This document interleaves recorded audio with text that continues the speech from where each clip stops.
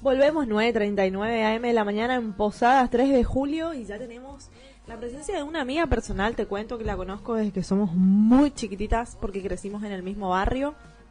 Y viste cómo la vida pasa, cada uno va definiendo su camino y la verdad que es súper lindo y gratificante poder compartir juntas o de nuevo, ¿no? Seguir compartiendo a pesar de los años estos caminos que nos unen y nos reencuentran desde lo profesional, desde los intereses, desde lo que nos apasiona.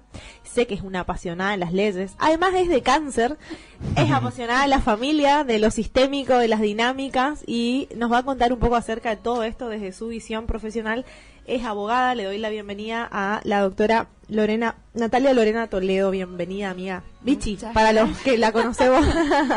Bienvenida, Vichy, entonces. Muchas gracias por la invitación. Un placer estar acá presente con ustedes. La verdad que es cierto, las vueltas que da la vida, nunca me imaginé que estemos las dos juntas en radio.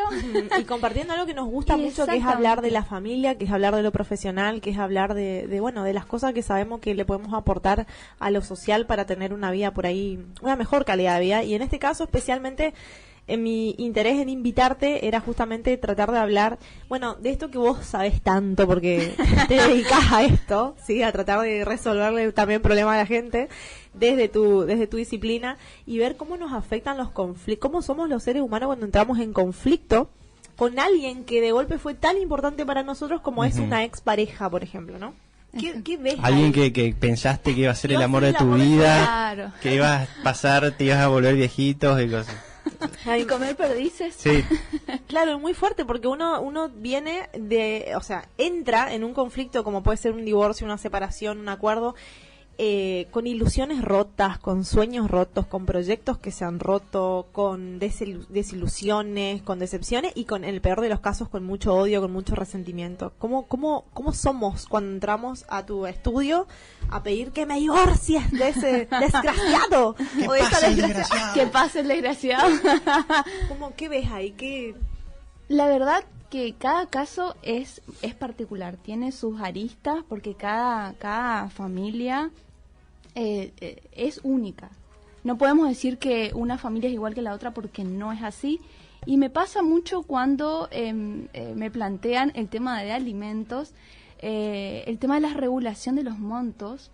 A mí me regularon tanto, a mí me regularon tanto, a mí me regularon tanto, y no es 2 más 2, 4. Claro. Siempre se tienen en cuenta las particularidades de esa familia, las necesidades y demás.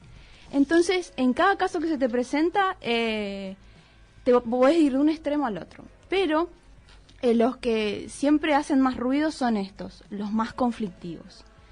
Yo siempre trato de ir más para el lado de la mediación, para la conciliación, para el acuerdo y demás. ¿Qué es la mediación? Porque sé que es una parte específica, digamos, sí, una actividad específica dentro de lo que es la abogacía, ¿no? Sí, Pato, mira, te cuento.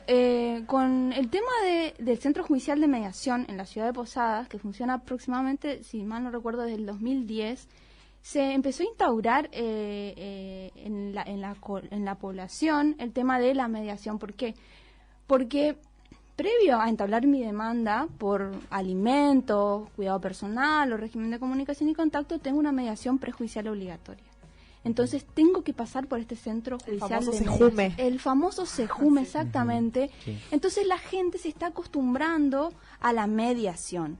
Pero es importante saber también que existen mediaciones privadas, que la podés hacer lo más bien acudiendo a un mediador privado, que en la ciudad de Posadas hay muchísimos abogados que son mediadores. Podés acudir a una mediación privada y allí hacer tu acuerdo acorde a tu diseño familiar. Esto es como casi ser como una especie de árbitro en un conflicto muy íntimo. En realidad no, árbitro no, porque el mediador, esto es algo que a mí me ha pasado cuando inicié el curso y que lo finalicé, me pasa de que cuando viene una persona al estudio y requiere una mediación, acá vos pasás a ser ya no el abogado de esa persona, vos sos un tercero neutral e imparcial. Y lo que hace el mediador es trata de siempre la comunicación, ahí está el problema, siempre está rota la comunicación. Entonces trata de que entre las partes pueda haber comunicación.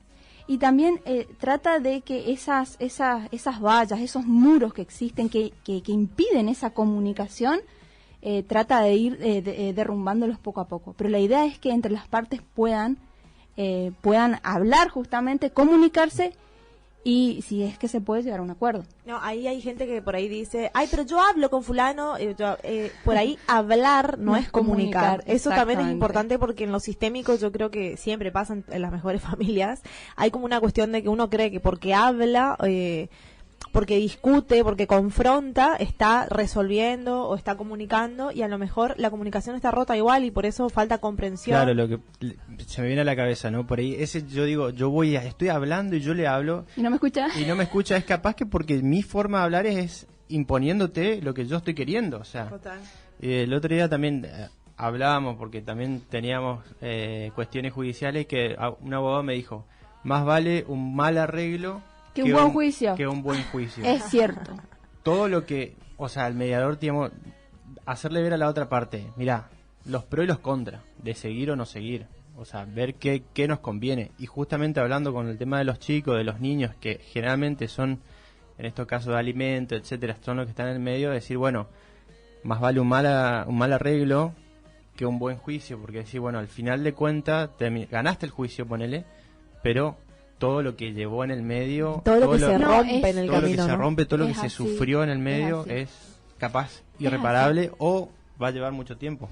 El tema es importante, yo creo que con el tema de la mediación, yo creo que todos, absolutamente todos, tenemos que aprender técnicas de negociación. Bueno, hacemos mucho énfasis nosotros en esto de técnicas de negociación, porque vos tenés que negociar con tu pareja todo el tiempo, negociar con tus hijos, negociar con tus amigos, negociar con tus clientes, en todos lados. Renuncio, me bajo. Aprender a negociar, y esa negociación no es el regateo, claro. Porque cuando hay regateo, alguien gana y alguien pierde, claro. Y esto es lo que pasa cuando vamos a juicio, alguien gana y alguien pierde. ¿Por qué? Porque el juez distribuye. Entonces, si yo distribuyo, bueno, le saco a Pato y te lo doy a vos, entonces Pato se queda sin. Pato soy yo. Entonces, yo creo que tiene que ser más integrativa. Entonces, ganamos todos. Claro. Y yo creo que a eso tenemos que aprender, a ganar todos. Obviamente tenemos que ceder, pero cedemos para ganar también. Exacto. Entonces sí. Yo creo que si partimos desde ahí, aprendemos a negociar. Yo con mi pareja negocio todo el tiempo y él me dice que siempre pierde. Un saludo, a ver, voy a estar escuchando. ¿Te imaginabas vos cuando éramos chicas, no? Y nada, nos preparábamos para ir a bailar, ponele, que ibas a terminar escuchando conflictos, porque veníamos también, crecimos en un barrio donde de golpe la familia discutía y todo el barrio se enteraba, ¿viste? O sea, era como esta cosa de que el conflicto, yo creo que lo teníamos, éramos otras generaciones, ¿no? Donde teníamos esta cuestión del conflicto súper naturalizado de alguna forma. Y te imaginabas vos que ibas a terminar por ahí metida en estos conflictos buscando el beneficiar a todo el grupo familiar desde este lugar. No, la verdad que no. Es más, el día que me recibí nunca supe qué iba a hacer, a qué me iba a dedicar exclusivamente. Pero me pasó, bueno, como yo vengo ya de familia de abogados, mamá es abogada. Es más, cuando ella se recibió, yo estaba en la panza de ella, así que bueno, desde que tengo uso de razón, metida siempre bajo el escritorio y demás. Ya venías escuchando todos los problemas, exactamente, todos los dramas. Es más, eso ahí a mí hizo que durante mi facultad me replanteé si realmente quería ser abogada, porque casi dejo la facultad un montón de veces porque yo decía, no, esto no me gusta. Pero tuve un consejo muy sabio de mi papá que me dice, el día que te recibas vos vas a hacer las cosas como vos consideres. Pero a mí me abrió la cabeza la mediación. Me abrió totalmente la cabeza y empecé a utilizar técnicas de la mediación con mis clientes. Pero esto a mí me empezó a servir para utilizar y hacer las preguntas correctas. También para hacer ese abordaje y por el tema de los conflictos. Pero me fui por el lado de familia, ¿por qué? Porque mamá en el estudio me dijo, yo no quiero hacer más familia, estoy cansada. Todos los casos que entren te lo agarrás vos. Dije, listo, acá me hago millonaria. Cáncer feliz. Cáncer feliz. Esto es lo mío. Realmente que drama, pero bueno, empecé a estudiar el tema, a especializarme, a capacitarme y demás.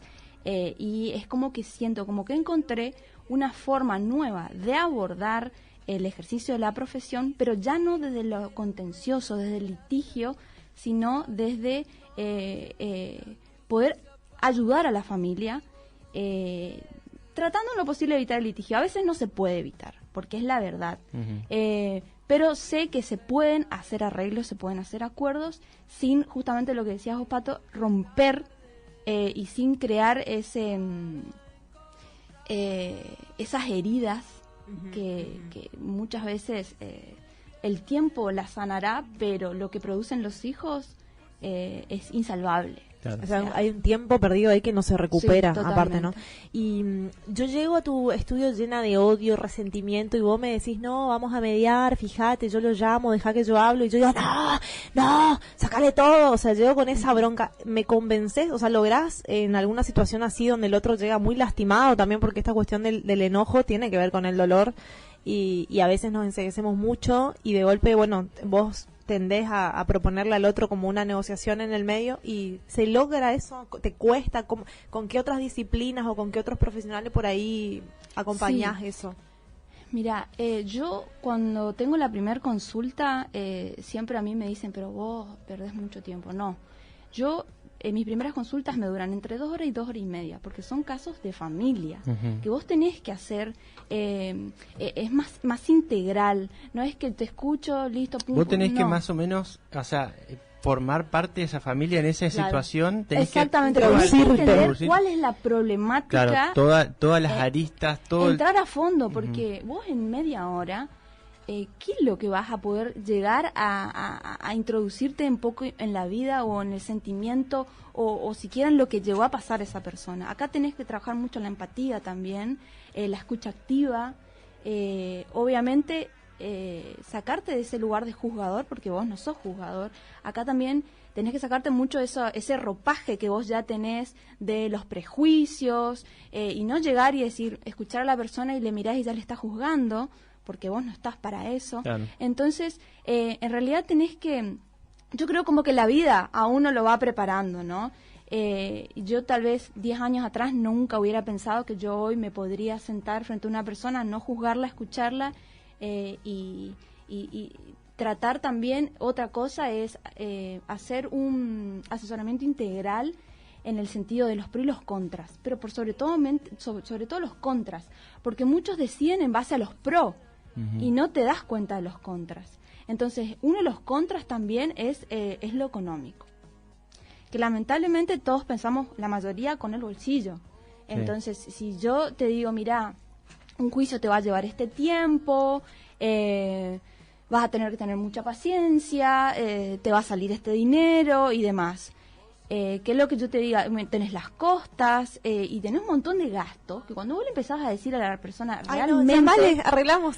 te juro, me ha pasado que Ahí está, esa es la estrategia, ¿no? sí, pero es importante. ¿Por qué? Porque después termina el juicio y vos, bueno, me debes tanto, esto tanto, y te puede pasar que durante el juicio también la persona diga, no, mi abogado no hace nada, me cambio de abogado.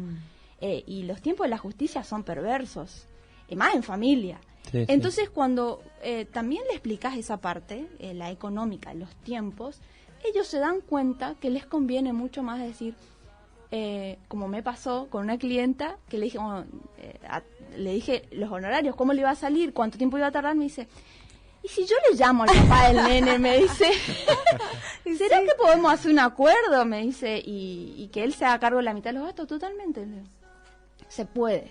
Qué bueno, está bueno eso, bueno, no importa de última por cuál sea la razón por la que uno se decide arreglar, siempre el amor y la negociación es como la mejor opción, porque de alguna forma el impacto del conflicto va a ser mínimo, ¿no?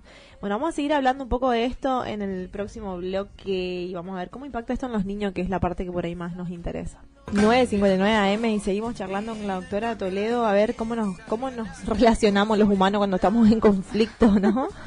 La verdad que somos muy complejos y Sacamos nuestro lado, ¿cómo es que vos decís ese, nuestro tigre ahí del Sacamos nuestro tótem maligno, ¿no? Como esa oscuridad, esa sombra que de alguna forma nos representa en los momentos. A ver, también hay que entender que uno, cuando biológicamente uno dispone de cierta energía agresiva, de cierta ira, todo esto tiene una función biológica, porque nosotros somos primero seres naturales, a partir de lo cual esta agresividad tiene una función que es la de garantizar nuestra supervivencia. Esta agresividad se activa cuando sentimos miedo, y yo creo que una de las cosas que nos pasa cuando estamos en conflicto con otra persona es que tenemos miedo. O sea, hay como un componente, ¿no?, donde yo siento que el otro de alguna u otra manera es amenazante para mí o para mi objetivo o para mi propósito, para lo que yo quiero en ese momento. Y entonces hay una frase, por ejemplo, que dice: la mejor defensa es un buen ataque, ¿sí? Nos ponemos a la defensiva y comenzamos a ver problemas a veces donde no los hay, o donde es más fácil por ahí resolverlo si corremos un poco de lado el temor, ¿no? Por ahí entender que hay gente también que tiene por ahí personalidades más agresivas que otras, que la agresividad no siempre se manifiesta con violencia, porque a veces decimos, bueno, una persona es agresiva porque es violenta, porque grita, porque patea, porque no. A veces la agresividad se manifiesta también de una forma más pasiva, y vamos a ver la famosa autodestrucción. Entonces vemos mucha angustia, mucha depresión, mucha enfermedad, y eso también es un componente agresivo. Lo que pasa es que esa ira, digamos, en lugar de estar expresada hacia afuera, comienza a expresarse hacia adentro, porque claro, por ahí el sujeto tiene como más vedada esta exteriorización, digamos, y entonces es hacia adentro la cuestión, y uno se va debilitando, uno se va va sufriendo como un debilitamiento en el autoestima, en la seguridad, en la confianza. Todo esto también va a jugar muchísimo en contra a la hora de tener que confrontar o llegar a un acuerdo con otra persona, y sobre todo si esta agresividad tiende a la autodestrucción, porque nos exponemos, tomamos malas decisiones. O sea, cualquiera de los dos modos, yin-yang, de expresión de esta agresividad, va a tener como su consecuencia, ¿no? Y por ahí lo que siempre hacemos hincapié en este programa es que tratamos de ofrecerle diferentes alternativas a las personas y ver que si están en un conflicto, lamentablemente están sintiendo miedo en este momento, aunque digan que no, ¿sí? Porque a veces uno dice, no, yo no le tengo miedo a fulano, que hay miedo, ¿no? Porque si uno está respondiendo desde la agresividad, es porque el componente está activo y tiene que ver con este tema. Me supongo, ¿no?, que nadie, de ninguno, está acostumbrado a estas situaciones, decir, bueno, o dice, total, es normal tener conflictos, litigios, ir a abogados, por ahí quizás hay gente que sí, como decís, depende del signo, la energía que tenga, ya está como que más a la defensiva, claro, sí. Pero después el general o el común de la gente no está acostumbrada a recibir cartas de documentos, a tener que ir a sentarse enfrente a un juez, a un abogado, etcétera, a tener que negociar. Pero más allá de eso, ¿no? Sí, por ahí no llegando a ese punto, yo creo que llegamos a ese punto ya cuando estamos como pero en el medio, ¿no? Cuando empezamos a ver de golpe todo negativo, y toda esta cuestión de que atraemos el conflicto justamente por esta visión que tenemos, y que esta visión es el resultado de ese temor. Por ahí la gente pregunta, y bueno, ¿qué hacemos con el miedo? Porque venimos de la meditación, del yoga, de esto, y bueno, el temor es funcional, ¿sí? Si no tuviéramos miedo, cruzaríamos la calle sin mirar y nos atropellaría un auto. O sea, el miedo está ahí para garantizar nuestra supervivencia, la supervivencia de la especie. Lo que hay que tratar es de poner el miedo, digamos, al servicio de la evolución, y no que esto nos bloquee o nos resuene o nos genere por ahí más involución o problemas. Entonces siempre tratamos de proponerle a la gente 1.000.000 de alternativas como para ir trabajando sobre la personalidad, sobre nuestros conflictos, ir viendo que hay muchas otras formas de resolver, como para no estar haciendo siempre lo mismo. Así que en esto creo que nos aporta mucho tu visión, y ir viendo cómo, que era una de las preguntas que te hacía, ¿no? Si, bueno, nos contaste y me pareció súper simpático. Y sí, la verdad que se me ocurre, porque ver que al final terminamos cediendo al conflicto por una cuestión económica. Y, ay, no, prefiero no pagar todo eso. O sea, está bien que lo odio, pero tampoco la pagás. Claro. Ojo que hay gente que dice, bueno, ¿cuánto vale? Quiero que lo destruyan, y no le importa, totalmente, obviamente. Totalmente. Pero de golpe la gran mayoría dice, no, hasta ahí no llega mi odio, digamos, y accede a una negociación en el medio. Y en este punto, ¿llegaste a conocer por ahí gente que necesitó como un acompañamiento, incluso terapéutico, para poder abordar este tipo de conflictos? Totalmente.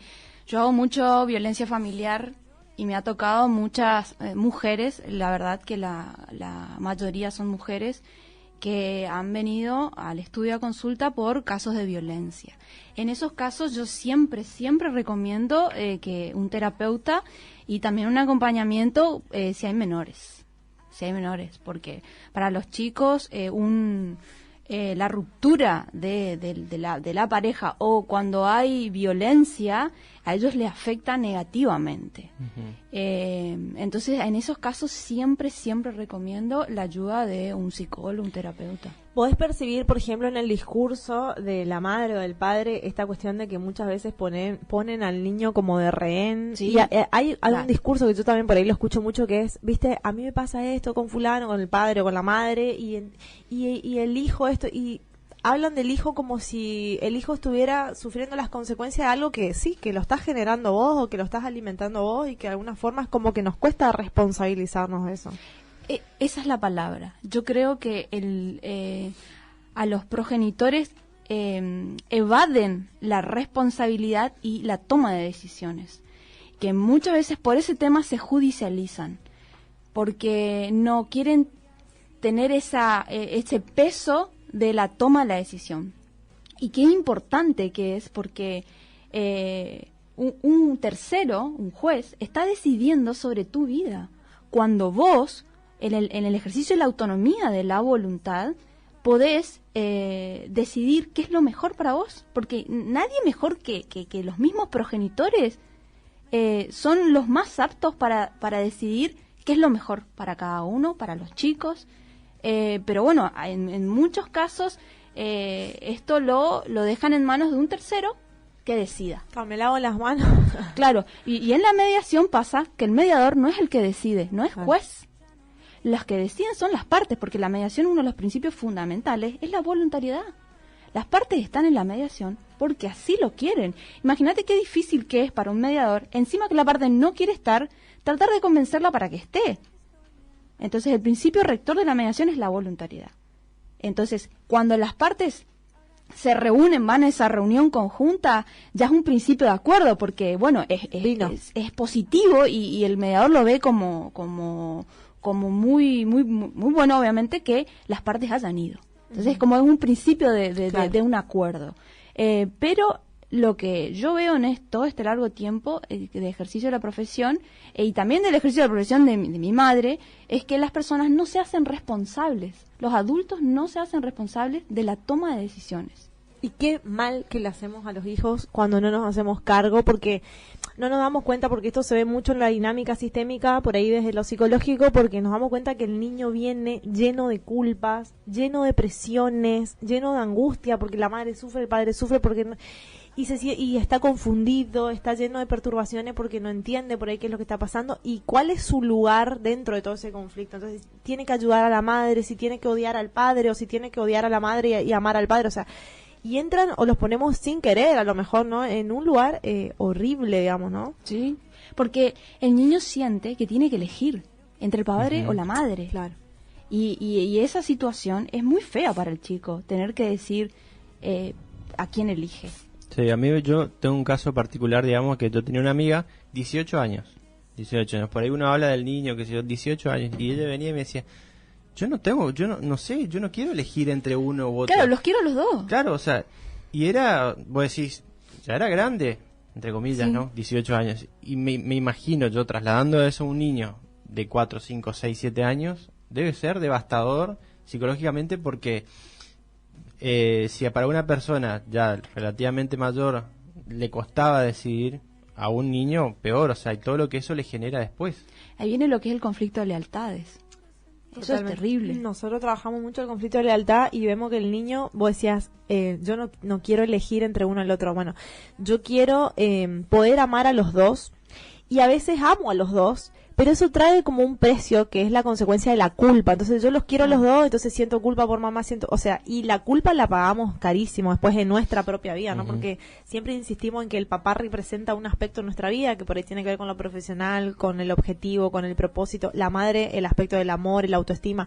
En algún punto después en la vida estas decisiones nos pasan factura. Y hay algo que dice Nati, ¿no? De esto de la voluntariedad y de poder tomar la decisión, que es, si yo tomo la decisión, después la consecuencia va a ser más fácil sobrellevarla, porque de última, tipo, yo elegí, ¿no? Sarna con gusto no pica. Entonces yo, si es mi decisión, yo de alguna forma saco fuerza y bueno, me hago cargo de las consecuencias. Ahora, es muy fácil, digamos, entregarte, tomá, decidí por mí, total, después si algo sale mal, Me es tu quejo, culpa. vos tenés la culpa. Es tu culpa. Es la culpa del juez. Es la Sí. correcta. Sí, sí. ¿No? Y cambiamos abogado o... Y también del abogado, porque siempre nos Obviamente. cortan la cabeza. Total, nosotros sí, también. terminamos, tu psicólogo no sirve, Claro. el doctor que te vas no te ayuda, fíjate, vos tenés que cambiar de médico, abogado, esto, o sea, hay toda una cuestión de que es muy fácil, ¿no? Echar culpas y encontrar siempre dentro del sistema siempre un chivo expiatorio que de alguna forma nos va a ayudar a desresponsabilizarnos. Claro, siempre es más fácil no hacerse cargo de lo que te Claro, toca. y echar la culpa al otro, es lo más fácil, pero ahí está la evolución o la involución. Si yo no tomo decisiones, aparte, yo lo veo muy positivo cuando los progenitores se reúnen y arman, diseñan un acuerdo en base a sus necesidades y a las particularidades propias de la familia, se involucran. Y eso está muy bueno, que se involucren.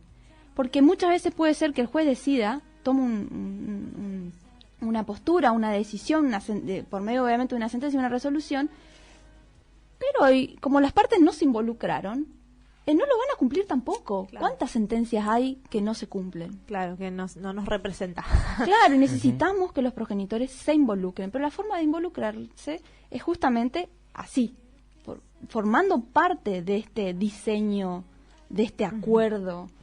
¿Cuál ves, dentro de lo que fue, digamos, tu marco de consulta, cuáles fueron por ahí las peores situaciones que viste en el lugar de hijo dentro de una mediación familiar donde ves que por ahí hay tensión entre los padres, digamos? Bueno, muchas veces no me suelo entrevistar mucho con los hijos porque las madres por lo general suelen venir solas. A veces vienen, sí, con los chicos. En un caso sí me entrevisté porque acá se estaba solicitando un régimen de comunicación y contacto con la nieta. Entonces sí, yo me entrevisté con ella para saber realmente qué era lo que ella ¿Qué es un régimen de quería. comunicación y contacto? Un ¿Qué régimen es? de comunicación y contacto es lo que anteriormente se denominaba régimen de visitas, el cual se establece días y horarios para Claro. poder ver o retirar a ese niño o niña adolescente del domicilio y bueno, Ta. dependiendo lo que se acuerde o lo que fije el juez, bueno, lo podrás retirar, lo podrás llevar, traer tal día, llevarlo tal día o tal hora y demás. Eso es un régimen de comunicación y contacto. Pasa que con la entrada en vigencia del nuevo código en el 2015 se cambiaron todas las terminologías. Entonces, lo que anteriormente era tenencia, hoy es cuidado personal. Claro. Lo que anteriormente era régimen de comunicación y contacto, régimen de visita, hoy es régimen de comunicación y contacto. Vamos a ir a un corte y vamos a seguir hablando de, a ver, qué fue lo peor que viste en la vida de un niño, ¿no? En relación a estos conflictos. 10, 18, siempre terminamos re sorprendidos cómo pasa la hora en este programa. Vamos a recordarles que hoy es sábado y podés aprovechar para pegarte una vuelta por Bellísima Salón y aprovechar el conocimiento de todos los profesionales que te van a esperar para encontrar el cambio que estás buscando. En este caso, del look, aprovechar y de alguna forma manifestar a nivel externo todo eso que venís procesando por dentro. Bellísima Karina y todo su equipo te espera en 25 de mayo y Alvear. Después toda Pituca, te vas, ¿sabes a dónde? Al Libanés. Al Libanés, te vas a comer ahí en San Lorenzo y Mitre, ahí te espera el Libanés con mesas, también al lado está Alabama que tiene una carta espectacular, porque una carta súper novedosa donde puedes compartir con tu burbuja, con todas las medidas sanitarias de protocolo, cuidándote y cuidando también a los demás. O si no querés salir de casa, aunque hoy se presta para salir de casa, porque está lindo el clima, está lindo. no hace tanto frío, por ahí estuvimos muy encerrados en la semana, podemos aprovechar para salir a tomar un poco de aire. Y de paso te pegas una vuelta por el Libanés y si no... Y ahí sacás tus dotes de negociación. De ¿Qué negociación. comemos? ¿Comemos Claro. esto? ¿Comemos lo Bueno, otro? sí, alguien tiene que ser Integrativa la negociación, Y para de- que nadie pierda. Y después, de última, eligen todo, comen la picada espectacular y salen ganando todo porque la verdad que tiene de todo. Y te recordamos entonces, si no querés salir de casa, si te querés cuidar o estás con síntomas, igual querés comer rico, podés pedir por la app de Degustando el Libanés, rapidísimo llega a tu casa y disfrutás ahí de la carta amplia y del menú. Seguimos hablando porque me encantaría que me cuentes esto, ¿no? ¿Qué fue lo peor que viste, el peor impacto en la vida del hijo en un conflicto así de separación? Lo que veníamos hablando era este conflicto de lealtades y el tener que elegir entre un progenitor y el otro. Y me ha pasado que me he entrevistado con los chicos y te das cuenta cuando está muy, muy influenciado por el progenitor. Es como que es difícil sacarlo de esa situación en la que se encuentra. Vos sabés que en bio y en transgeneracional y en constelaciones hay una frase, ¿no? Nosotros decimos que el hijo ve a los padres a través de los ojos del otro padre, hasta que finalmente puede correr y verlo, o sea, como es, tal cual, ¿no? Pero para poder ver al padre o a la madre tal cual es, primero yo tengo que correr al que me está tapando, por así decirlo, o al que me está haciendo de filtro, ¿no? Y una de las frases que usamos, por ahí si me están escuchando, y quieren hacer esto porque se sienten que quedaron como infectados, ¿sí? Es decirle a la madre, supónganse, te pido que te corras del medio para que yo pueda ver y tomar a mi papá tal cual es. O si es al revés, le digo al padre, te pido que te corras del medio para que yo pueda ver y tomar a mi mamá tal cual es. Porque el niño, como decís, es muy difícil que tenga como su propia percepción, porque en un conflicto de lealtad va a tomar lo que dice el padre o la madre como es la ley, ¿no? Y lo va a empezar a reproducir no solo a nivel psíquico, sino también se va a notar en toda su desenvolvimiento en la familia, en la dinámica, y a la larga puede traer inclusive síntomas. Así que una de las frases que pueden utilizar si sienten ahora escuchando esto que quedaron como infectados con el resentimiento de uno u otro progenitor en relación al otro, poder visualizar a ese papá, a esa mamá y pedirle que se corran del medio, que corran del medio del conflicto para que ustedes puedan ver a esa persona como verdaderamente es. Pues todos tenemos derecho a amar y todos venimos de este yin y de este yang, y la verdad es que esa energía, esté o no en la persona presente, nos pertenece, es una energía de la que tenemos que apropiarnos, y correr el conflicto por ahí nos permite esto, ¿no? Apropiarnos de ese amor, de esa energía vital y manifestarla, ponerla al servicio de nuestra propia vida, pues en suma es para nosotros, o sea, no se trata tanto del otro, sino el perdón es un regalo que nos hacemos a nosotros mismos, ¿no? Totalmente. Digo, fíjate cuánto tiempo puede pasar en la vida de un niño para poder tener, en derecho se habla mucho de la autonomía progresiva, pero ¿a qué edad puedes llegar a hacer lo que vos decís, Vato? Es decir, corro a mi madre o a mi padre para ver al otro. Te puede pasar la vida entera. Tal cual. Y el tiempo que perdió ese progenitor de disfrutar con su hijo, se perdió toda su niñez, su adolescencia, porque pasa con el conflicto de lealtad, que el hijo termina eligiendo a uno y rechazando al otro. Y no quiere, y no quiere, y no quiere, y no quiere. Y no quiere saber nada. Y no hay forma de obligar al hijo a que vea al padre. Hay una cuestión que quiero decirle a todos los papás que están escuchando, y si por ahí están en un conflicto, que no hace falta que sea un conflicto de separación. A veces tenemos diferencias dentro de la pareja y ya el niño está mamando también esa situación de tensión. Que el niño va a expresar algo, y sobre todo en el primer septenio, que son los primeros 7 años, que cuando siente que la pareja está al borde de una ruptura o de un conflicto irreparable, automáticamente se va a enfermar. Yo creo que hay una cuestión, una necesidad biológica del niño de mantener unida a la familia, y lo va a hacer sacrificándose a sí mismo, ¿no? Y de alguna forma este sacrificio conlleva también el portar en su cuerpo el mensaje de que algo no está funcionando en la pareja o en la familia, pero que a través del síntoma yo lo voy a reparar. Entonces me pasa que los papás pelean todo el día, o que están separados, que hay infidelidad, etcétera, y el niño se enferma y se unen o se reencuentran en pos de ayudar al niño. Entonces también ver que, porque muchos papás dicen, ay, fulano se viene enfermando, que esto, que lo otro. Bueno, ¿y qué está pasando también ahí? Que el nene necesita por ahí correr el foco, desviar la atención del conflicto y traerlo a sí mismo y decir, hey, mírenme, acá estoy, dejen de pelear, ¿no? Porque de alguna manera el niño va a buscar esto, la unidad familiar, ¿no? Sí, muchas veces pasa que se dan vuelta los roles, porque el hijo termina haciendo el rol de padre y el padre termina haciendo el rol del hijo. Total. Porque justamente yo ayer estuve participando del tercer foro internacional de Derecho de Familia y Sucesiones en la UBA, y decía una jueza que resulta de que el hijo le decía una cosa a la madre y le decía otra cosa al padre, y entre ellos había conflicto. Entonces un día se entrevistó con el chico y le dice el chico, mire, señora jueza, yo le digo esto a mi mamá para que no me moleste y no me pregunte qué es lo que hice con mi papá. Y le digo esto a mi papá para que no me moleste y no me pregunte qué es lo que hice con mi mamá. Entonces él tenía que estar ahí mediando entre los dos, y Pero eso también generaba conflictos internos. Aparte, acá hay algo que me encanta que tocaste este tema, que de golpe el niño siente que la madre está debilitada porque está peleando con el padre. El padre está debilitado porque está peleando con la madre. ¿Quién sale ganando? Yo. Hago lo que se me canta. De golpe pierde autoridad, ¿no? Le saco autoridad a los dos progenitores porque están en conflicto y el niño se convierte en una especie de impune, ¿no? Dentro de ese conflicto y se autogestiona y de alguna forma también entra en una cuestión de manipulación que es, claro, pero que es de las una brechas. Claro, Los es muy chicos ven delgada las brechas. porque hay niños que la pasan muy mal y hay otros que aprovechan Sí, sí, el conflicto totalmente. para empezar a explorar un poco esta cuestión de la libertad. Claro, o el peso que llevan, digamos, de tener que mediar o ser el canal de comunicación entre uno y otro. O sea, porque también he escuchado que le dicen, anda a decirle a tu mamá tal cosa, anda a decirle a tu Eso papá te iba tal a decir. cosa. O sea, y Dentro termina... de una familia constituida que viven juntos, es decir, le preguntás a tu papá, anda a preguntar a tu mamá, le preguntás a la mamá, anda a preguntar a tu papá, ¿y tu papá qué te dijo? Te dice que no, me dijo que sí. Y te saliste con la tuya, ¿por qué? Porque entre ellos no, se ve que no hay comunicación, Claro. ¿viste? Claro, Pero es cierto. Y también esto, ¿no? De decir, no importa las diferencias que tengan los papás dentro de un hogar, tratar de que en relación a los hijos haya un acuerdo, aunque mínimo, aunque sea decir, bueno, mira, nos podemos matar nosotros con la puerta de la habitación cerrada, pero ante el hijo vos sos una autoridad y, Claro. sos una autoridad y que los dos refuercen esa cuestión de la autoridad. El niño necesita estos límites.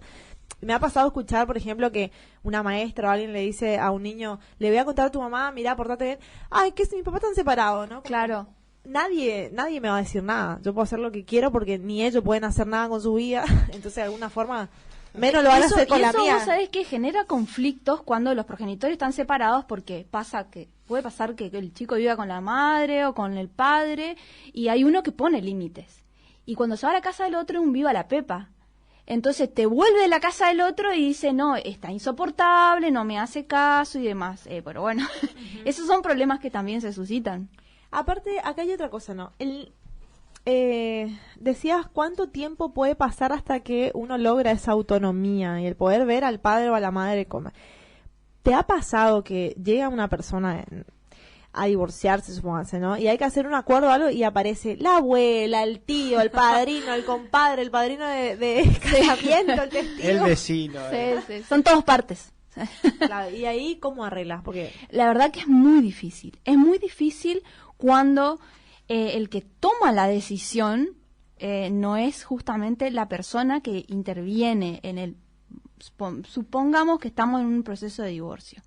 Cuando es el cónyuge el que tiene que tomar la decisión, vos te das cuenta cuando realmente la decisión final no la toma él, sino la toma un familiar. un ex suegro, una ex suegra que a veces son Sí, suponte la que tenga pesadilla. mucha influencia paterna o materna. En realidad, en mediación, por lo general, cuando el mediador se da cuenta de que hay un tercero que no está en la mediación, que incide, esto es negativamente porque llegan a un acuerdo, salen de la sala y resulta de que cuando le contó al fulano, a la mamá o al papá o a quien fuere, no, que esto no te conviene, eso no se cumple. Entonces, en mediación dice que hay que traer a mediación a esa persona para que obviamente no te boicotee los Claro, acuerdos. no te sabote. Y en lo personal me ha pasado con una demanda de divorcio, justamente, que lo veníamos trabajando con una colega, ella representando a su cliente y yo representando a mi cliente. A todo esto, a las distancias, porque eran personas que no vivían en la ciudad de Posadas, lo cual se complica mucho porque hay mucho ida y vuelta en cuanto a las pretensiones, las propuestas y demás. Después de mucho tiempo logramos llegar a un acuerdo que nos llevó mucho trabajo, convencer a las partes. Lo firmamos y cuando se lo mando para que le haga firmar a su cliente, aparece el padre de este cliente y además ya la madre estaba metida en la negociación. Aparece el padre y empieza, esta cláusula no, esta tampoco, acá no me gusta esto, hablamos no me de gusta lo personas otro, y- de 35 años para arriba, me Sí, imagino, sí, y sí. que de alguna forma uno supone o espera que ya haya logrado un nivel de autonomía. Fíjense cómo es importante destacar esto, ¿no? La influencia sistémica en la constitución psíquica, en el comportamiento, o sea, hay muchos factores, hay muchas variables que inciden en un conflicto, porque por ahí uno percibe el conflicto como muy simple y no se da cuenta que hay un montón de cuestiones que se suscitan dentro, ¿no? Sí, totalmente. También me pasa con un cliente que él tiene que consultar todo a su madre. Todo. Es de cáncer, seguro. Seguro. Es de cáncer. O de Escorpio. Pero todo le tiene que consultar a su madre. O sea, y vos decís, ¿y quién toma las decisiones? Claro. ¿Quién toma las decisiones? Y te das cuenta quién realmente toma las decisiones. La verdad que es súper interesante y ver que la familia que nos están escuchando, si tienen un conflicto antes de llegar a una instancia de destrucción total, porque yo creo que ya llegar a una instancia de litigio implica mucho sufrimiento, y no solo para la persona que está expuesta en ese juicio, sino para todo el sistema familiar, especialmente cuando hay niños. Poder también ubicar a cada uno, ¿no? O sea, ¿cuál es tu parte dentro del conflicto? Que cada uno se ubique en ese lugar. La abuela es abuela, el abuelo es abuelo, el suegro es suegro, la suegra es suegra. O sea, ir viendo hasta dónde también llegan nuestros límites, y también depende mucho de nosotros poner límites. Sí, totalmente. Y poder decirle al otro, bueno, gracias, hasta acá nomás me acompañás, la siguiente decisión la tomo yo. Y ¿por qué? A ver, ¿cuál es la ganancia? Que después cualquiera sea la consecuencia que esa decisión traiga, yo voy a tener más fuerza porque la tomé yo. Entonces es como que uno dice, bueno, me la banco, ¿no? Y si me confundo, me levanto. Si yo tomo una decisión que está influenciada por otro, después si algo sale mal, el resentimiento, o sea, seguimos como retroalimentando el conflicto. Es una cosa de nunca terminar, ¿no? Sí, y como que cada uno se ubique en su palmera, ¿no? Y también tener la valentía o el nivel, digamos, de madurez de decir, bueno, este conflicto es entre ella y yo. Los de afuera son de palo. Totalmente. O sea, no tiene nada que ver nadie, que nadie tome partida por nadie, porque viste que...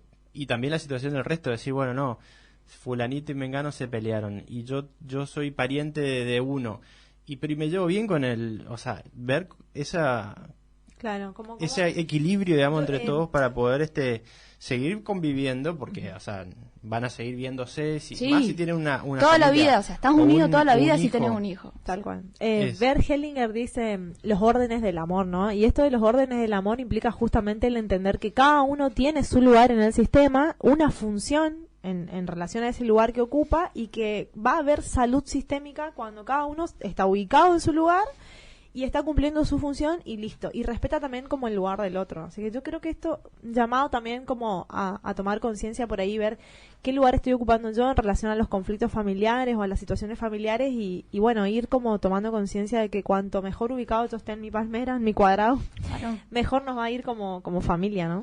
Sí, totalmente. Y vos fíjate que lo que decías era mejor un buen acuerdo que un buen acuerdo que un mal juicio, algo así. Claro, al revés, un buen juicio que un mal acuerdo. Sí. Claro, es más vale mejor. Pero ¿sabes por qué? En derecho de familia, y esto es importante que la gente sepa, que si hoy en día hiciste un acuerdo por alimento, comunicación y contacto, no significa que ese acuerdo es inamovible, inmodificable hasta que el chico cumpla los 18 años. No. En derecho de familia, en ninguna, o sea, hay resoluciones que causan estado, por ejemplo, una filiación, un divorcio, pero las cuestiones atinentes a alimentos, régimen de comunicación y contacto, cuidado personal, si hay situaciones que se modifican, situaciones fácticas que se modifican, eso hace que pueda yo solicitar la modificación del régimen de comunicación, del alimento, claro, un aumento de cuota, disminución de cuota. Entonces eso es lo que tiene, por eso es cierto que en familia especialmente es mejor un mal acuerdo que un buen juicio. Claro. Porque el acuerdo de última, hubieron situación, mirá, cambió esto, se mudó, me mudé, me fui a vivir a otra ciudad, perdí el trabajo o lo que sea, listo, nos reunimos, una mediación, o nos reunimos con el abogado, hacemos este acuerdo, lo homologamos judicialmente si queremos y se terminó. Y después lo revemos. Es más, tantas cláusulas podés meter en un acuerdo. Puede cambiar como cambian las dinámicas familiares. Todo sí, el tiempo, totalmente. ¿no? Todo el tiempo están en movimiento las dinámicas, y esta es una ventaja por ahí que tienen los acuerdos, ¿no? Totalmente. 10, mirá la hora que es. 10:34. 10:34 y ya estamos palpitando casi el final del programa, y la verdad te vamos a dar el siguiente bloque para que vos nos cuentes después qué mensaje para concientizar a la sociedad respecto al conflicto, ¿no? A la gente que nos está escuchando, que por ahí está como acumulando odio, resentimiento, que está pensando en que se quiere separar, en que quiere ir a demandar, digamos, a su ex o por alguna situación, bueno, ¿qué consejo le darías a esa gente? 10:44 AM, volvemos y vamos, te quiero leer un mensaje. Mira, una oyente me pone súper interesante el programa de hoy, me hizo pensar en mi yo como niña y mi yo de hoy como mamá. Y hablábamos por ahí en el corte de que no necesariamente porque a nuestros padres le pasaron tales o cuales cosas yo estoy destinado irremediablemente a repetir esa historia, y especialmente cuando traemos hijos al mundo, sino que podemos ir revirtiendo, revisando, reviendo y ir mejorando por ahí la calidad de vida, especialmente de nuestros niños, ¿no? ¿Qué consejo le darías a la gente que está atravesando por ahí una situación de conflicto o que está pensando en conflictuarse? En conflictuarse. Me encantó eso. Sí, primero el asesoramiento. Y tratar de asesorarse con un profesional que se dedique a derecho de familia. Especialista. Sí, un especialista o un abogado que venga trabajando, que tenga experiencia en derecho de familia. Porque, obviamente, en la ciudad de Posadas hay muchísimos abogados, pero no todos se dedican al derecho de familia, y para dedicarse al derecho de familia necesitas ciertas particularidades. Necesitas capacitarte en esto que estábamos hablando, de lo emocional, la escucha activa. Tenés que tener ciertas características y aptitudes para poder abordar a la persona y obviamente contenerla. Entonces, yo creo que el derecho de familia no es para todos, pero lo ideal es, sí, asesorarse con un abogado especialista en la materia. Yo creo que también, digamos, llegar ya a la instancia del abogado, ¿no? Habiendo hecho como un proceso interno, quizá con el psicólogo, con el médico, o sea, con alguien que te acompañe desde lo emocional o desde lo psíquico, y decir, bueno, lo vengo trabajando, lo vengo masticando y finalmente llegó el momento de poner orden en esta situación, ¿no? Ya sea con la madre, con el padre, con los hijos, decir, bueno, pero también tener por ahí como esta parte de la contención emocional, ¿por qué no por separado, no? Sí, sí. ¿Y sabes qué otra cosa que considero? Que veo que no es costumbre, el asesoramiento previo a cualquier acto. Yo veo que, bueno, las parejas, con el tema de la pandemia, las uniones convivenciales fueron furor, sí. También los divorcios, pero las personas no están acostumbradas a asesorarse. Me voy a vivir con mi pareja, no se asesoran. El tema es que después, cuando pasan las cosas, ahí viene el asesoramiento. Y a veces nosotros, los abogados, tenemos que hacer magia o malabares con lo que tenemos o con el conflicto que se nos presentan. Pero yo creo que muchas veces tenemos que dejar de lado lo sentimental y asesorarnos. Entonces, me voy a vivir una unión convivencial, mirá, estos son los pros y los contras. Estos son los pros y los contras, totalmente. Porque en las uniones convivenciales también vos podés con tu pareja hacer tu pacto, un pacto de golpe me agarró la cuarentena en el departamento del otro y no me fui más, digamos, y cuando te das cuenta surgieron un montón de cuestiones, ¿no? Yo creo que cuando ya estamos asesorados actuamos diferente, actuamos con más cautela, también con más tranquilidad. Es lo que siempre hablamos, ¿no? La información nos da poder. Sí, no, me da gracia también porque asesorarse también quiere decir ir, como decías, alguien que sepa, porque claro. Por ahí le pregunta a la abuela. Le pregunta al grupo de amigos de WhatsApp de fútbol. Sí, chicos, pasa esto, ¿qué hago? No, así tal cosa. No, lo googleás. Googleás, esa es la típica. O la chica que, con el amiga que por ahí, como decís, intervienen los sentimientos y por ahí el desconocimiento de la otra parte le hace hacer cosas que después en realidad complicó las cosas. La vas atando con alambre, ¿viste? Y como hay un refrán que dice, ¿no? El camino al infierno también está hecho de buenas intenciones. No quiere decir que por ahí la abuela, los amigos no tengan la buena intención de darte un buen consejo, pero como no están preparados, por ahí no termina siendo un buen consejo. Así que está bueno este consejo como para tener presente que bueno, que podemos tomar mejores decisiones, ¿no? Sí. Últimas palabritas es justamente tomar las riendas de la situación, hacernos responsables como adultos que somos, tomar decisiones, tratar en lo posible de dejar de lado un poco las diferencias que tengo con la otra persona en pos de pensar realmente en el hijo. Porque muchas veces utilizamos no porque el nene, no porque no, es porque yo. Uh-huh. Entonces pensar realmente qué es lo mejor para el niño y en muchos casos dar intervención al hijo. Uh-huh. Porque dependiendo de la capacidad progresiva disminuye la responsabilidad parental. Llega una edad en que el hijo, vos le puedes decir, tenés que ir a ver a tu papá, es obligatorio porque el acuerdo dice, no, si el chico tiene 16, 17 años y no quiere. Entonces, está bueno también, dependiendo de la edad del niño, niña, adolescente, darle intervención en esta clase de acuerdos para ver también qué es lo que él quiere. Total. Obviamente tampoco es que él decida absolutamente todo qué hacer de su vida y demás, cuenta, pero claro. Sí, como decís, por ejemplo, yo tengo tres niñas. Y hay una que quiere quedarse por en la casa de la abuela y hay otra que no. No porque tenga que quedarse, la voy a obligar a alguien que no quiere hacer. O sea, y tienen 4 años. O sea, Sí, tampoco es... pero vos sabés que muchas veces esto pasa cuando hay regímenes de comunicación y contacto y el chico te dice, ay, no quiero ir a la casa de papá porque tal cosa. Entonces la madre dice, no, ¿sabes qué? No va a ir porque no quiere, yo no le voy a obligar y qué sé yo. Bueno, te digo para que no confundirnos tampoco en eso de utilizar el no quiere como para castigar al otro, tal como cual. para decir, no, él no quiere y tal cosa, tal otra. O de golpe es como que, ay, me vino al pelo que el pibe no quiere Claro. ir, entonces le mando a guardar al otro diciéndole que no quiere verlo porque algo habrás hecho mal. Claro, Y sí. O sea, hay como una doble intencionalidad en eso. Y o que la otra parte diga, ah, no, él no quiere venir porque seguro que la ¿Qué habrá madre o pasado? seguro que el padre le está diciendo tal cosa, entonces por eso no me quiere ver.